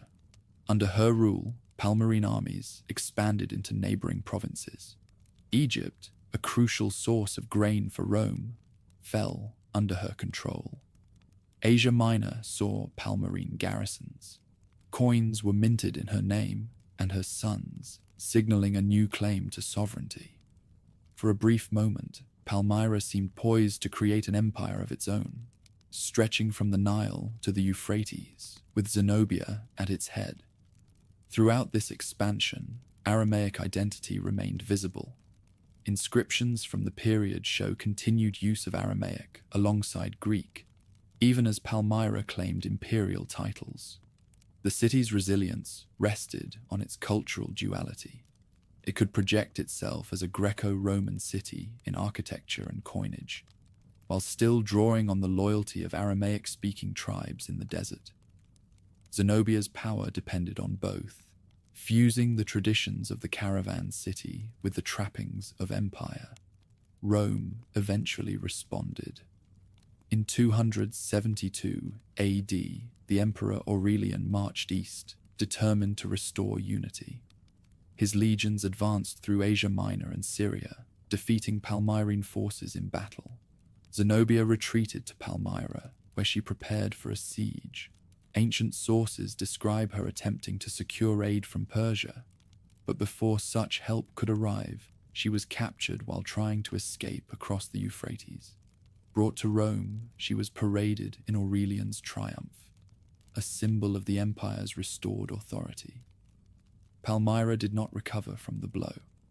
A rebellion in 273 AD led to its sack by Roman troops, and its monuments fell into ruin. The grand avenues and temples that once proclaimed its wealth stood silent, their stones later buried in desert sands. The brief dream of a Palmyrene empire ended, and Rome reasserted direct control over Syria. Yet the legacy of Palmyra's revolt endured. Inscriptions from the city, many bilingual, reveal a society where Aramaic remained strong, even under Greek and Roman influence. The persistence of the language in dedications, contracts, and tombs testifies to its deep roots. While Zenobia's political ambitions failed, the cultural resilience of her city reflected the larger survival of Aramaic identity. Across Syria and Mesopotamia, other communities echoed this persistence. Villages continued to speak local dialects, and rural shrines preserved older traditions. Palmyra's monuments may have crumbled, but the words carved on their stones remained legible, carrying forward the heritage of the Arameans in the Roman world. The story of Palmyra and Zenobia is often told as a tale of defiance against empire, but it also illuminates the endurance of culture beneath shifting politics. Rome conquered, Persians invaded, cities rose and fell, yet the language of the Arameans remained on the lips of merchants, soldiers, and villagers. Palmyra's grandeur lay not only in its architecture, but in its ability to hold together Greek forms and Aramaic voices, fusing them into something distinct. When travelers today read the inscriptions left on Palmyrene tombs, they encounter that blend directly. Greek letters announcing status and wealth, Aramaic script preserving names and prayers. The revolt of Zenobia may have ended in defeat, but the heritage of her city and her people continued to resonate across the Near East, reminding us that political power is fleeting, while cultural endurance leaves marks that outlast empire. The 3rd and 4th centuries AD brought more than the rise and fall of cities. They marked the spread of a new faith across the lands where Aramaic was spoken, a faith that would redefine identities and give the old tongue new purpose. Christianity, born in Roman Judea, carried words of scripture and prayer in Greek, but in the marketplaces and villages of Syria and Mesopotamia, it took root in the familiar rhythms of Aramaic. The religion of Jesus and his followers would become the foundation on which Syriac culture flourished. The Gospels themselves preserve glimpses of this background. Jesus spoke a Galilean dialect of Aramaic.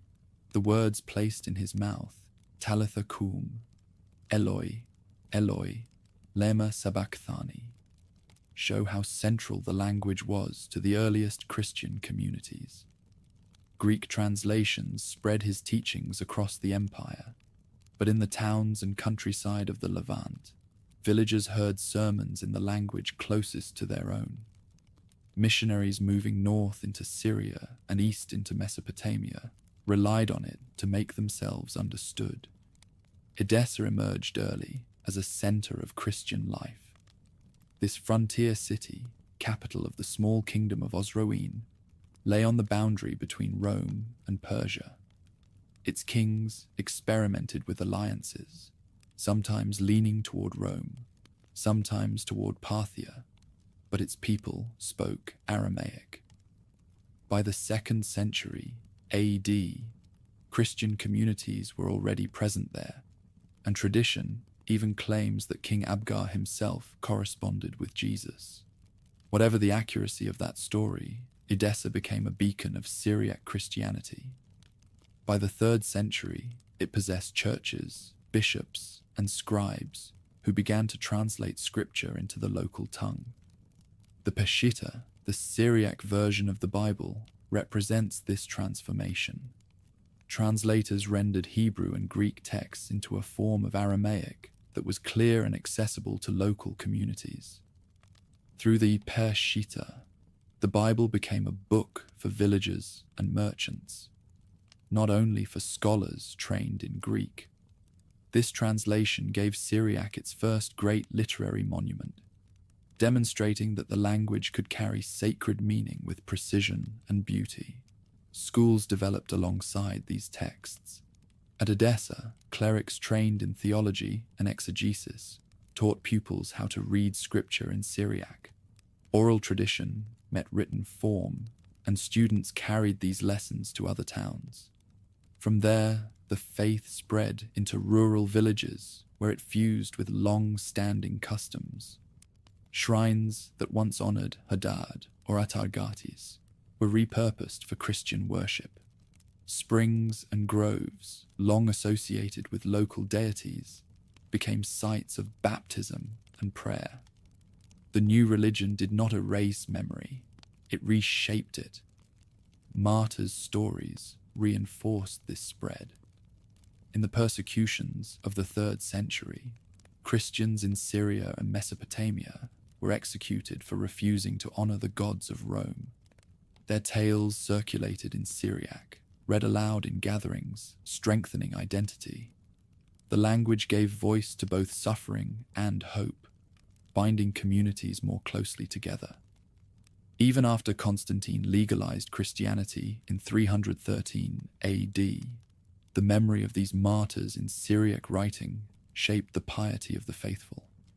Edessa was not alone. Nisibis, further east, became another stronghold. Its schools trained clerics who would later influence the great theological debates of the Christian world. Scribes there copied biblical manuscripts in Syriac, ensuring consistency across congregations. From Nisibis, missionaries traveled further east, carrying the faith into Persia and beyond. In each case, they spoke and wrote in the language that local villagers already understood. The Roman state gradually embraced Christianity, but in the Aramaic-speaking lands, the faith had already sunk deep roots. Councils and bishops debated doctrine in Greek, yet their congregations listened to homilies in Syriac. Hymns composed in the local tongue filled churches with melody, their lines memorized by men and women who could not read but who repeated the words in prayer. Christianity in the East was not a foreign import. It grew through the language of the people themselves. This process also reshaped identity. The older term, Aramean, faded in everyday use, replaced by Syrian or Syriac as the Christian communities defined themselves. To call oneself Syriac no longer meant only to speak a dialect of Aramaic. It meant to belong to a religious community with its own scripture, liturgy, and teachers. Language and faith fused to create a new cultural identity, one that survived even when political control shifted between Rome and Persia. The 4th century saw the flourishing of Syriac literature beyond scripture. Hymnists, most famously Ephraim the Syrian, composed poetry that explored theology through vivid imagery drawn from daily life. His works compared divine truth to streams, gardens, and light, images familiar to villagers and city dwellers alike. Syriac proved not only functional, but capable of expressing profound thought in poetic form. In doing so, it elevated the language from a tool of commerce to a medium of high culture. Church building followed the spread of communities. In villages where once stood small shrines, churches of stone rose with apses and altars. Baptismal fonts replaced sacred springs, but the sound of prayer remained in the same cadences. Inscriptions carved into church lintels and tombs appear in Syriac, recording names and dedications. Archaeology reveals crosses etched beside older motifs, showing how faith layered itself onto tradition. Conflict with Persia heightened the role of Syriac identity. Along the frontier, Christian communities often faced suspicion from Persian rulers who associated Christianity with Rome. Persecutions under Shapur II in the 4th century created new martyrs whose acts were recorded in Syriac and circulated widely. These stories emphasized loyalty to faith over politics, strengthening the cohesion of communities under pressure. Language again served as the vessel of resilience. By the close of the 4th century, Christianity had remade the landscape of the Aramaic-speaking world. The Peshitta provided scripture, the hymns of Ephraim inspired devotion, and schools trained generations of clerics. Villages identified themselves not only by their dialects, but by their Syriac churches. The transition from Aramean to Syriac was complete. A people once defined by tribal kingdoms and language had become a religious and cultural community with its own enduring institutions. The Christianization of the Arameans did not mean the disappearance of their past. Memories of ancient kingdoms lingered in genealogies and place names, and older customs still shaped local festivals. But the new faith gave them a framework that transcended local loyalties, linking them to the wider Christian world while preserving their own voice. Syriac Christianity stood as both local and universal, rooted in the Near East yet reaching far beyond. The 4th through 7th centuries AD witnessed the flowering of Syriac culture, a period often described as its golden age. In this era, the Aramaic tongue, now firmly shaped into its Syriac form, carried theology, poetry, and philosophy across the Near East. What had begun as the speech of villagers and merchants became a vehicle for high literature and a bridge between civilizations. Edessa led the way. Its schools produced generations of teachers, theologians, and translators who worked to establish Syriac as a literary language equal to Greek or Latin. The city's Christian rulers patronized learning, and bishops encouraged the training of students in both scripture and rhetoric. Here, the Peshitta was copied and disseminated, ensuring a common version of the Bible across Syriac-speaking lands. Alongside scripture, new genres of writing appeared: homilies, commentaries, hymns, that gave form to a distinct intellectual tradition. Among the most influential voices was Ephraim the Syrian, who lived in the 4th century. A deacon of Nisibis and later Edessa, he composed hundreds of hymns in Syriac, weaving theological arguments into verses meant to be sung by congregations. His imagery drew on rivers, vineyards, and the play of light, making doctrine vivid for audiences who might never read a treatise. Ephraim's work spread quickly, and his reputation as a teacher and poet earned him respect far beyond his homeland.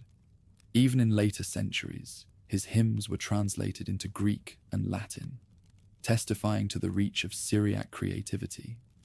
Nisibis rivaled Edessa as a center of learning. After the city fell to Persia in 363 AD, its scholars relocated and re-established their school under Roman protection. There, students were trained not only in scripture, but in philosophy and medicine. Syriac became a medium for transmitting knowledge across borders, as teachers translated Greek works into the local tongue and used them in their classrooms. From Nisibis, missionaries carried learning eastward, bringing Syriac texts into Persia and eventually Central Asia. Translation was central to this golden age. Greek philosophy and science found their way into Syriac, and through Syriac into Arabic centuries later. Works of Aristotle, Galen, and other classical authors were rendered into Syriac by bilingual scholars. These translations preserved knowledge that might otherwise have been lost during times of political upheaval. They also shaped the development of Syriac prose, expanding its vocabulary and demonstrating its capacity to handle complex concepts. The rise of monasticism deepened this cultural flowering. Monks settled in deserts and mountains, devoting themselves to prayer, study, and copying texts. Their monasteries became centers of literacy, where manuscripts were preserved and new works produced. Syriac literature from this era includes not only theology, but also histories, biographies of saints, and collections of wisdom sayings. Monastic scribes ensured that these texts circulated widely, binding communities across vast distances with a shared literary heritage. Syriac also became the language of diplomacy and correspondence in regions where Greek or Latin held less sway. Bishops wrote letters to distant communities. Missionaries carried texts to Persia, and debates with Zoroastrian or Jewish leaders were recorded in Syriac. Its adaptability allowed it to function both as the voice of local congregations and as a tool for engaging with rival traditions. The diversity of thought expressed in Syriac reflects the richness of this age. Writers debated the nature of Christ, the relationship of the divine and human, and the meaning of Scripture. Controversies that divided the wider Christian world, Nestorian, Monophysite, Chalcedonian disputes, were all argued in Syriac as well as Greek. Far from being passive recipients of doctrine, Syriac authors shaped theological discourse through their own interpretations and contributions. Art and architecture accompanied this literary expansion. Churches built in Syria and Mesopotamia often carried inscriptions in Syriac, recording dedications and prayers. Carved stone crosses, illuminated manuscripts, and wall paintings bore the mark of a culture confident in its identity. Pilgrims who traveled to Jerusalem or other holy sites left graffiti in Syriac alongside Greek and Latin, evidence that their language was part of the broader Christian world. Education broadened as well. Children in Syriac-speaking towns learned letters in church schools, where reading Scripture was the primary goal. From there, the most gifted advanced to study under renowned teachers. The spread of literacy beyond elite circles meant that Syriac was not confined to the educated few. Hymns, prayers, and proverbs in the local tongue reached congregations across social classes, creating a sense of shared belonging. The Golden Age also saw Syriac literature extend beyond the Near East. Missionaries traveled along trade routes into Persia, India, and even China, carrying manuscripts with them. In distant lands, Syriac inscriptions appear on stone stelae, testifying to communities far from their homeland. This global reach was remarkable. A language that had begun among tribal wanderers of the Syrian steppe now left its mark on temples in Asia. Yet the heart of Syriac culture remained the schools and monasteries of Mesopotamia and Syria. Teachers lectured on Scripture, monks copied texts, and poets composed hymns that shaped the faith of ordinary believers. In this period, Syriac achieved what few languages of the ancient Near East had managed. It bridged the world of empire and the world of the village, the learned and the ordinary, the local and the universal. By the early 7th century, the Near East stood on the edge of great change. New powers were rising in Arabia, and centuries of Byzantine and Persian rivalry had exhausted the region. Syriac culture had already given the world its hymns, translations, and schools. It had preserved the memory of the Arameans while transforming that heritage into something new. In the centuries to come, its scholars would play a crucial role in passing classical knowledge into Arabic, and through Arabic into Latin Europe. The Golden Age was not an isolated moment. It was a foundation for future exchanges. When Arab tribes burst out of the Arabian Peninsula in the early 7th century AD, they found a Near East fractured by decades of Byzantine-Persian conflict. The great empires had drained their strength in wars over Mesopotamia and Syria, leaving cities vulnerable and countryside populations weary of heavy taxation. Into this vacuum, the armies of Islam advanced, carrying with them not only a new faith, but also a new political order. For the descendants of the Arameans, who by now identified largely as Syriac-speaking Christians, this transition marked another transformation in their long history. The first conquests came swiftly. In 636 AD, Arab forces defeated the Byzantines at Yarmouk, securing Syria. Within a few years, Damascus fell, and by 637, the Persians had lost Ctesiphon. Mesopotamia, homeland to many Syriac-speaking communities, was absorbed into the new caliphate. For the villagers along the Euphrates and the Tigris, the change in rulers did not immediately alter daily routines. Fields still had to be sown, canals dredged, and markets supplied. But the shift in power brought long-term consequences for language, faith, and identity. Administratively, the early caliphs initially relied on existing systems. In Syria, Greek continued in government offices. In Mesopotamia, Persian scribes kept records. Yet in both regions, Syriac functioned as the practical bridge between local communities and their new rulers. Tax registers, contracts, and village accounts were often handled in the language people knew best.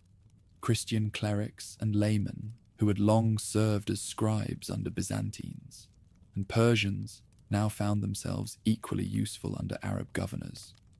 Religious life changed more dramatically. Islam introduced new beliefs and practices, but in its first century, the Caliphate allowed Christians and Jews to continue their faith as people of the book. Syriac-speaking Christians paid special taxes, but were permitted to maintain their churches, monasteries, and schools. In some cases, Christian leaders welcomed the change, preferring Arab rule to the heavy hand of Byzantium, which had often persecuted those whose theology diverged from Constantinople. For communities divided by disputes over Christ's nature, the relative tolerance of the Caliphate provided space to breathe. Damascus, chosen as the capital of the Umayyad Caliphate in 661 AD, became a focal point for this new order. Its streets filled with Arabic, but Syriac and Greek could still be heard in markets and offices.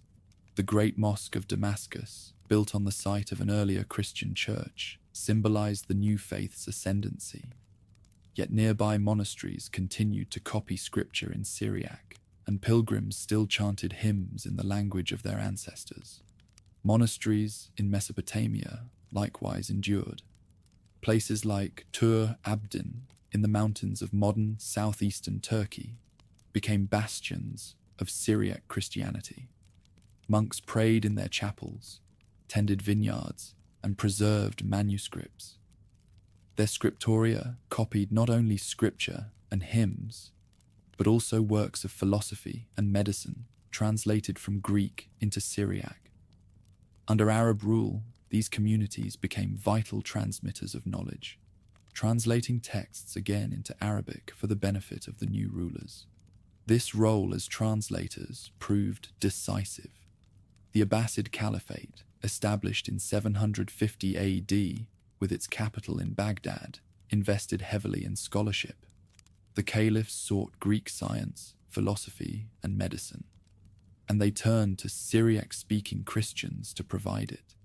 Scholars from Edessa, Nisibis, and Gundashapur translated Aristotle, Galen, and other classical authors first into Syriac, then into Arabic.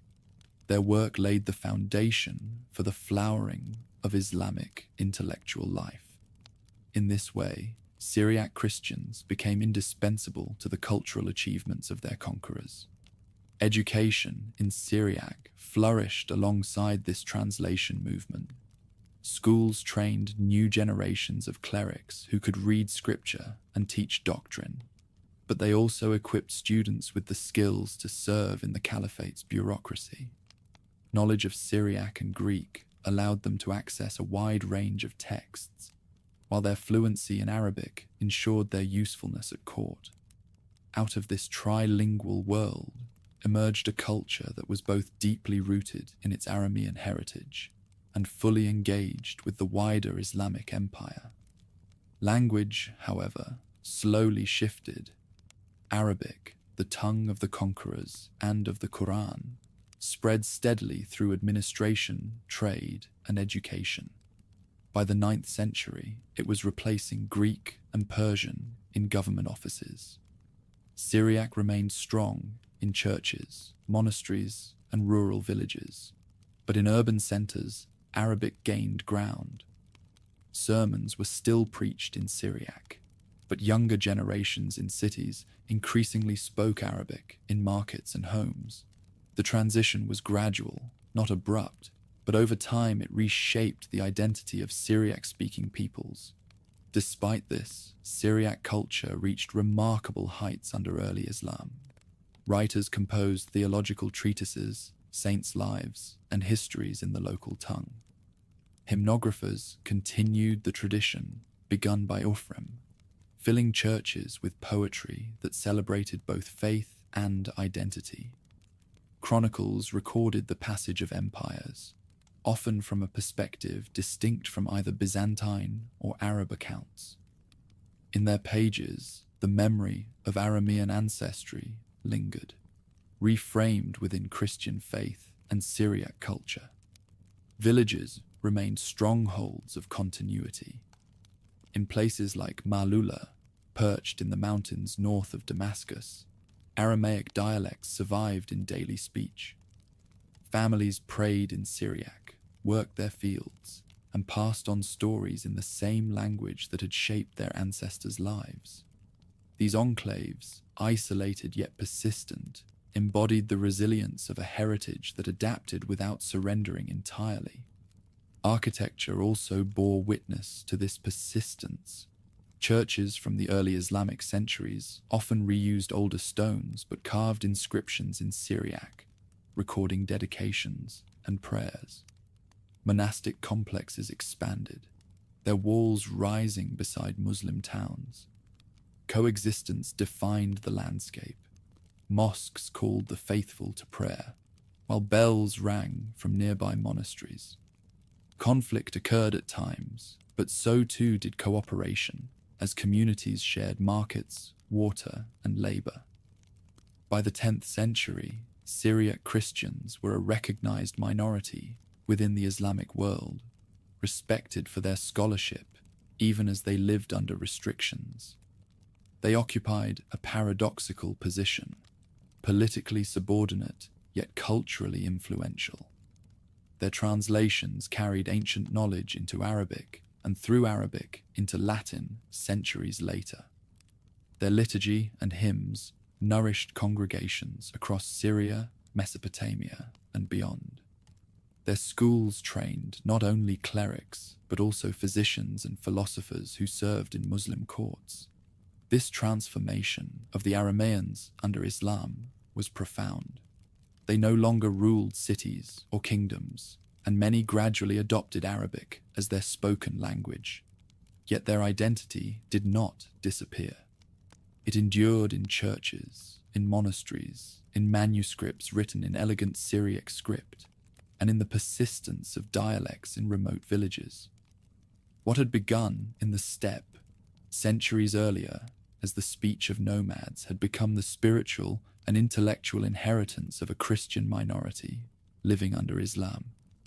The arrival of Arab conquerors might have marked another chapter of loss for a people long accustomed to subjugation by greater powers. Instead, it opened a new role, guardians of learning and mediators of cultures. Syriac Christians stood at the crossroads of civilizations, preserving the wisdom of the past and transmitting it to the future. In that role, the legacy of the Arameans found yet another way to endure, the long journey of the Arameans, from desert wanderers of the late Bronze Age to Christian communities under Islamic rule, did not end with political power or territorial control. By the 7th century AD, their kingdoms had vanished, their aristocracies were gone, and Arabic was gradually replacing their speech in many cities. Yet they endured in a form more resilient than states or armies. As Syriacs, a people defined by language, literature, and faith, their story became less about ruling empires and more about carrying a legacy through centuries of upheaval. In the mountains of Tur Abdin, communities gathered around monasteries that preserved both faith and language. Stone churches rose above terraced fields, their walls inscribed in Syriac script. Monks copied manuscripts, chanted hymns, and taught the next generation to read and write. These monasteries were more than religious centers. They were repositories of memory, ensuring that the words of the Arameans did not vanish. Families in nearby villages continued to speak. Dialects descended from ancient Aramaic, maintaining ties that link them to the oldest layers of Near Eastern history. Malula, perched in the mountains of Syria, became another stronghold of continuity. Its inhabitants preserved a form of Western Aramaic spoken nowhere else. Pilgrims who visited its churches in later centuries heard prayers and songs in a language close to that spoken by Jesus himself.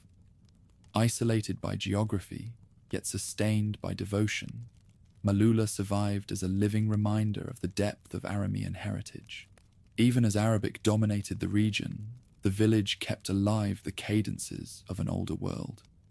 Further east, in Mesopotamia, Syriac-speaking communities clustered along the Tigris and Euphrates. Churches and schools in cities like Mosul, Arbela, and Seleucia produced manuscripts and trained clergy. Here, Syriac Christians played a crucial role in the Abbasid Golden Age, translating Greek philosophy and science into Arabic. Their scholars bridged civilizations, ensuring that works of Aristotle, Plato, and Galen survived the fall of the classical world and entered the intellectual life of Islam and later medieval Europe. This role gave Syriac communities influence far beyond their numbers. The liturgy of Syriac Christianity anchored identity. Hymns, prayers, and scripture in Syriac gave believers a sense of belonging, distinct from both their Muslim rulers and their Greek-speaking Christian neighbors. Services conducted in Syriac reinforced a communal bond, reminding villagers and townsfolk alike that they were heirs to a tradition older than Rome and Byzantium. The cadence of these prayers, repeated generation after generation, carried forward the voices of the ancient Arameans into a new age. Manuscripts became treasures of continuity. Copied in elegant Estrangelo script, they preserved not only scripture, but also homilies, theological treatises, histories, and poetry. Each manuscript was a labor of devotion, produced in monasteries where scribes worked by lamplight. Marginal notes often record the names of patrons, families who commissioned a text for their village church, or the circumstances of copying, such as famine, war, or plague.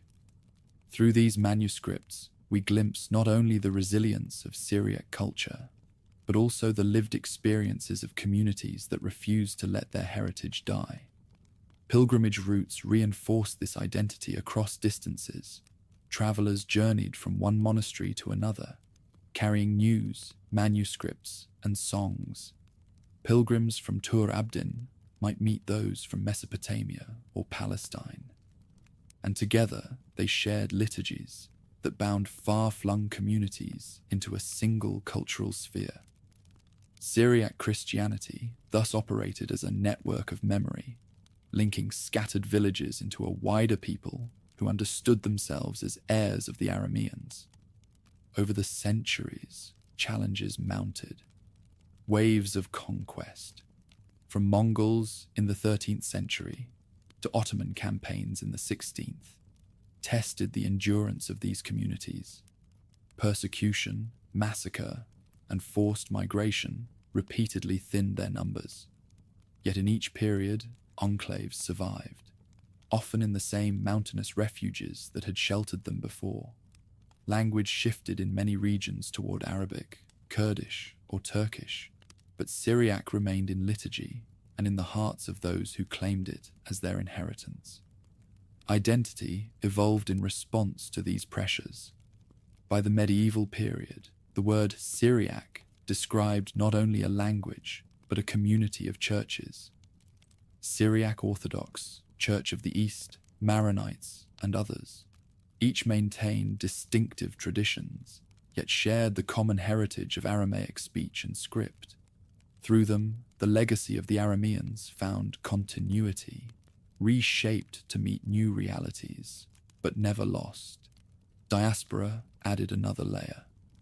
Beginning in late antiquity and intensifying in modern times, Syriac-speaking Christians established communities beyond the Near East. Migrants carried their language and traditions to Europe, the Americas, and Australia. Churches abroad still conducted services in Syriac, connecting new generations to their ancestral past. In liturgy and song, the voices of ancient Arameans could still be heard in cities far from Mesopotamia or Syria. Archaeology and scholarship have helped to rediscover this story. Inscriptions from Palmyra, graffiti from Dura Europos, manuscripts from Edessa and Nisibis all provide glimpses into the endurance of a people without a kingdom. Each discovery affirms that the Arameans did not vanish, but transformed, leaving a cultural imprint more enduring than political boundaries. Modern Syriac communities can trace their heritage across millennia through these records. The survival of Aramaic dialects into the present underscores this persistence.